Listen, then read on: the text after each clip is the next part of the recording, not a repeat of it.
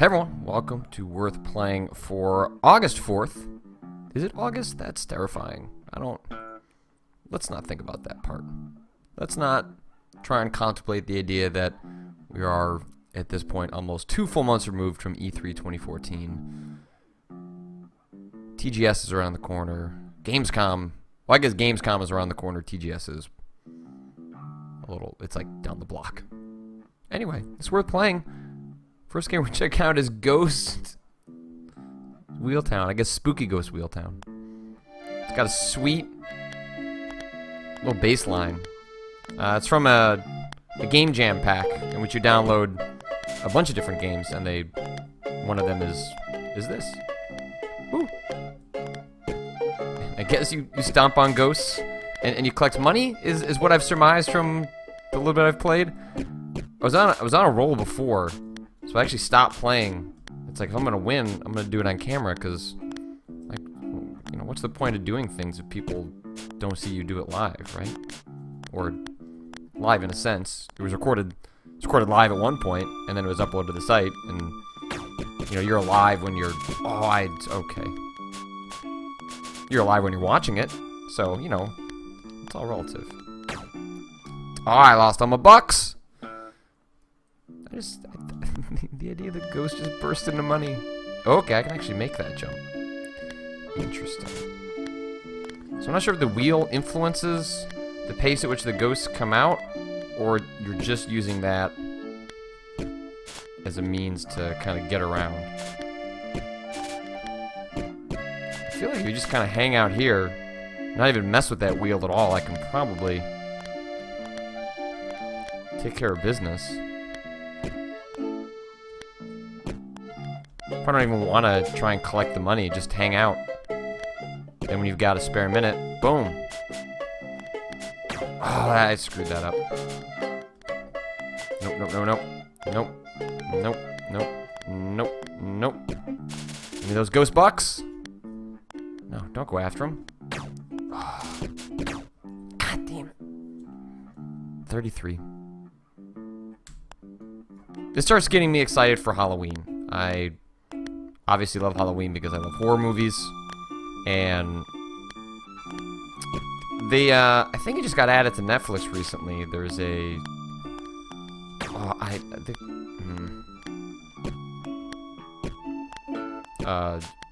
Never Sleep Alone, or it's a document, like a 3-hour documentary about the creation of the Nightmare on Elm Street series, which is one that I have not rewatched in a long, long time. I've seen, I feel like at some point, maybe like, you know, like 4 years ago, I watched the entire series, sort of front to back, as part of Shocktober, and then just haven't watched one since. I mean, easily I know there are like 8 entries in the Nightmare on Elm Street series, although I think 3 only really matter. It's the first one, the third one, and the last one. I guess if you consider the last one to be New Nightmare. Obviously, there was a not very good remake that came out in the interim, and there's also Freddy vs. Jason, a movie that I deeply, deeply love, or deeply loved at the time. I haven't seen Freddy vs. Jason in a number of years, but I was just so glad that movie got made, because normally stuff like that is relegated to comics and fan fiction, and the fact that they actually put 2 horror titans together, it just put a huge smile on my face. And I was, oh god, I was so sad that we never got the in development. Oh, this was going to be my greatest. No. We're not letting this run die just yet. There's a lot of talk that they were going to do a sequel. But the sequel wasn't just going to be, I love the physics on the dollars. You know, Freddy and Jason fighting again. Like, the idea was that they were kind of going to turn that franchise. Yes! No! Fuck! I had it. They were going to turn that franchise into a, sort of like matchup factory. I know there was talk about adding Ash from Evil Dead as this is okay. We're abandoning this run. We're not we're not serious about this. I want to see what's on the other side. I want to go talk to Death. So yeah, there was idea that Ash from Evil Dead was going to show up. Then that never quite happened, I believe, because like Sam Raimi had to, you know, sign off on that, and yeah, I'm not sure, you know, what held that up. I wonder if maybe the whole time it was just sort of a high fantasy concept. Sam Raimi never had any interest in signing off on Ash being involved in that, but man, that would have been cool to see a wisecracking Freddy Krueger go up against Ash. It seems like they're kind of cut from the same cloth in that way. At least if you consider, you know, there's essentially two versions of Freddy. There's wacky, funny Freddy that became the predominant character as the franchise wore on, and you know, once a horror icon has been in what, you know, more than 2 films, like how are you supposed to maintain any measure of suspense or scare? So it makes sense that they would actually change the character as a result. I mean, I actually end up respecting the series a little bit more than some other one-note horror franchises, because they said, okay, like, what are we gonna do with this guy? Woo! Make it rain. Make it ghost rain. Well, I'm floating by on 1 health here. I gotta try and see how I can take out all of these guys. Oh, did I break it? Damn! I don't know what just where I went off to the left there. But yeah, you know, obviously, New Nightmare, which I think is, man, it might be. So if you split the Nightmare on Elm Street franchise into 2 categories, you know, sort of like the funny Freddy and scary Freddy, then there's basically a race between New Nightmare and the first movie. And I just love the first movie because I think that came out before Scream, so it was kind of during this era where Wes Craven was thinking like in a very meta sense about the audience's relationship with horror and the characters he had created.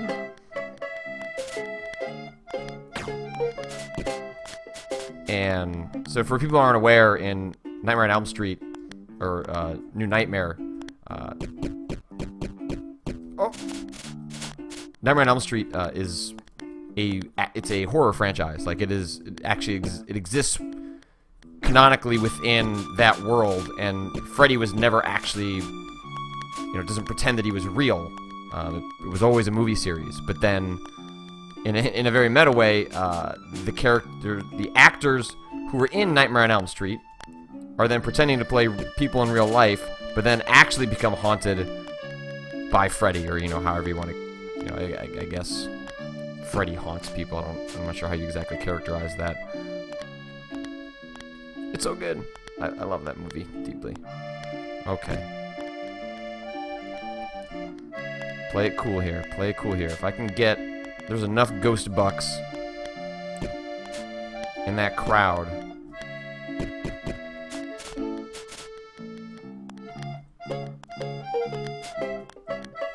$91, $92. Damn! I screwed up the jumps. Don't worry, we're gonna keep at this. I'm gonna see this through. So I guess, you know, to kind of bring my point full circle, I really want to watch that entire series again. I enjoy watching all of a long-running horror franchise, kind of like from beginning to end, as much as one can. It's interesting to watch them evolve, or rather devolve.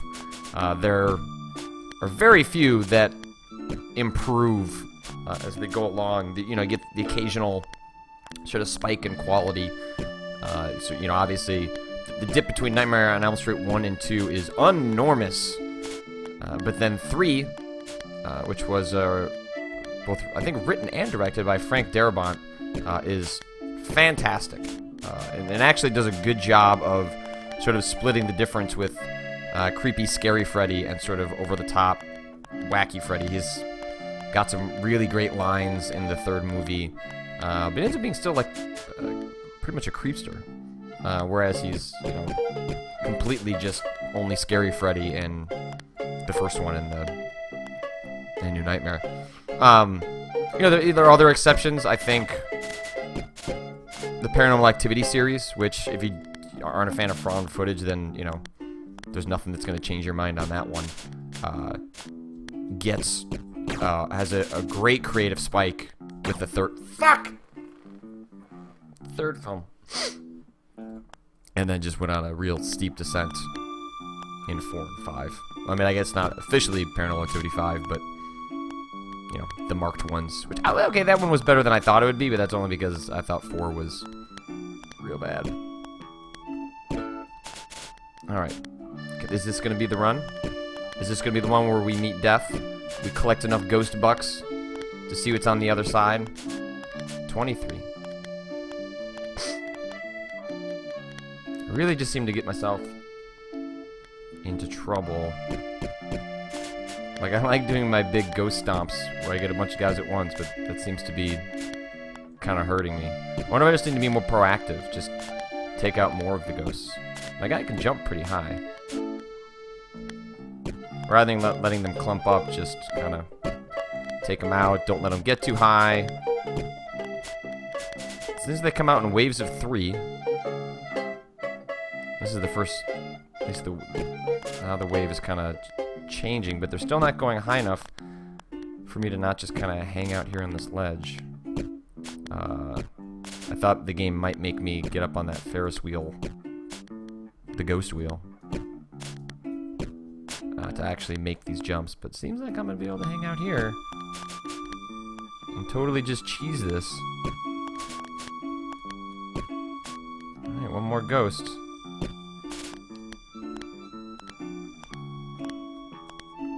Hey, buddy.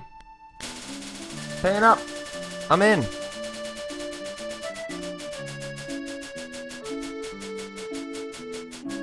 Ghost bucks everywhere for everyone. Who wants some more ghost bucks? Who wants some more ghost bucks? Okay, so we just spit up the ghost bucks and then we ascend to heaven. I guess. Sure. It's goofy. It's Spooky Ghost Wheel Town. I love the name. I love the music. Let's reward ourselves with some skeleton gifts. I think that's only appropriate before we move on to our second game.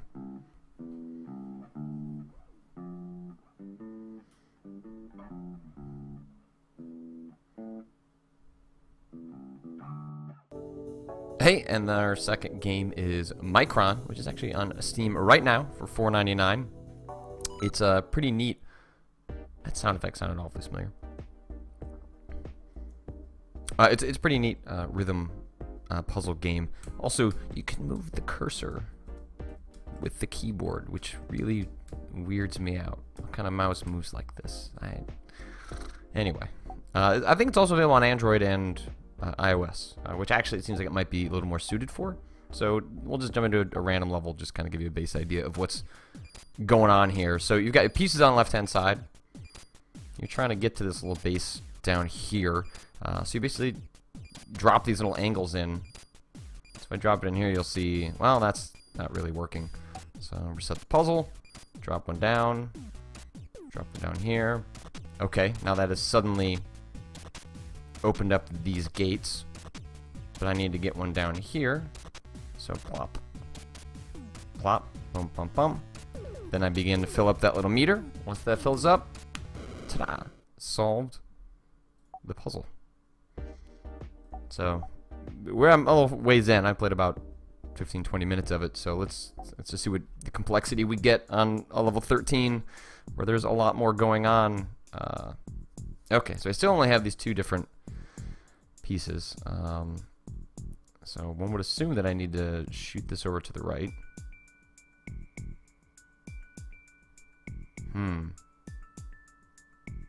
But then how do I turn off this? Oh, okay. Well, I can't drop it down here. I can't drop it on over it. I thought maybe that might have something to do with it.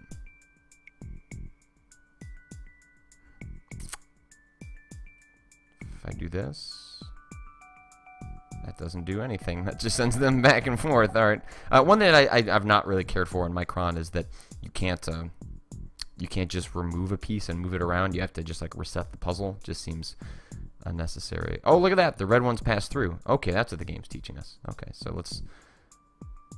Anything can hit the trigger, but the red ones are the only ones that can pass through the red gate. So I imagine more complicated puzzles probably involve multiple colored gates. And as you start to put together the puzzle, it's neat because, as you can tell, like it kind of creates some kind of musical chimes that get more complicated as you lay more things down, and they run into different objects that produce different sort of little musical cues within the level. Okay, so once again, we got a red bar, so that's going to be the red dots are the only ones that can go through there. I don't want to cover this up too much, so let's go ahead and make that happen. We'll hit that. And then if we do this, so then, you know, what's been interesting is watching how these stack. So you have like various consequences that are sort of laid out in early parts of the puzzle, but then having to account for them in later parts of the puzzle seems to be a lot where the game progresses in terms of difficulty, is kind of purely in realizing, okay, when you lay this down the first time, it's not just about what you've laid down the first time, it's about what that's going to do 3 spaces ahead. And that's sort of where I get a little frustrated with the fact that you can't just, you know, undo a move or just move it around. I mean, I guess the game doesn't want you to, you know, wants you to do it in a certain progression, but I don't know if having to do it in that progression as opposed to just being able to move all the pieces around is although I guess maybe the reason you wouldn't be able to do it is because then you would contradict what's already had. Like there are permanent mistakes that could occur, so maybe you wouldn't be able to just drag pieces around because then you wouldn't be following the logic of only having 3 moves per piece. But okay, I'll say this. I wish there was an undo button. I wish you could just remove your last piece that you've put down and experiment with that. So maybe if you can't, you know, just pick up and shift objects, because in retrospect that sounds a little goofy, but the idea of having an undo button would be really nice instead of just a complete reset. Especially like right here, we've got 5. And then I've had times where you just drop the wrong piece, and it's just kind of frustrating. Okay, so we got these red pieces coming in. They get destroyed when they hit a different color. So I need...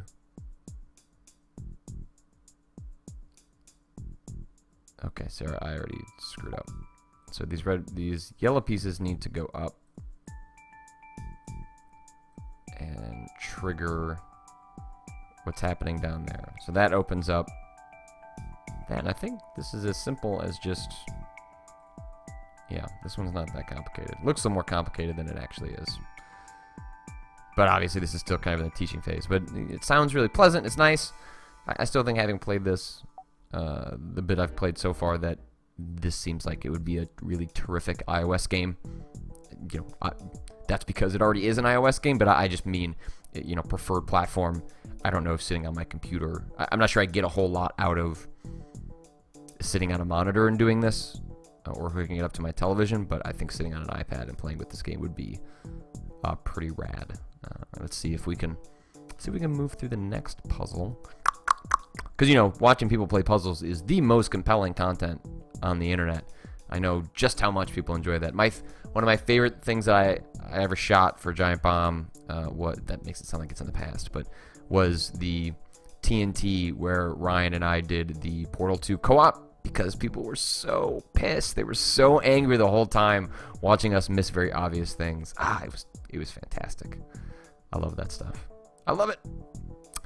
Okay, so we need to move these pieces out of the way.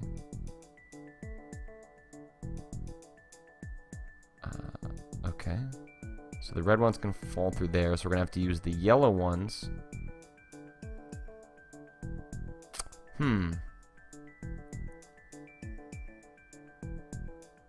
I've only got 2 pieces, so how are these going to hit that gate?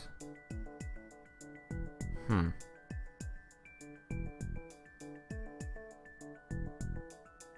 wonder...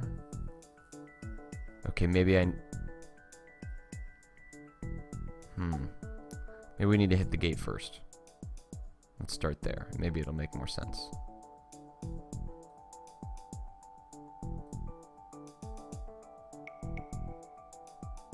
No. Because then we put that down and then it... I don't have enough pieces.